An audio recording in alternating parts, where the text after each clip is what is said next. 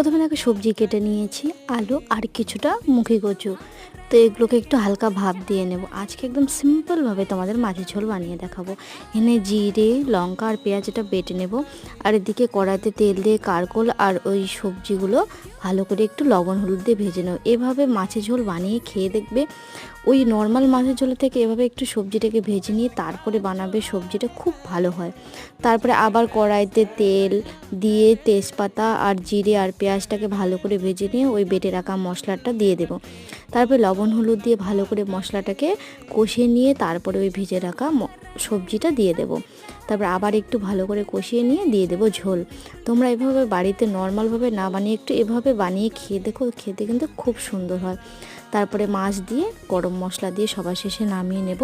এই যে আমি বাটিতে ঢেলে নিয়েছি, এখন আমার জন্য একটা সার্ভ করে নিলাম। দেখো কত সুন্দর হয়েছে। সবাই ভালো লাগলো অবশ্যই লাইক কমেন্ট করে দিও।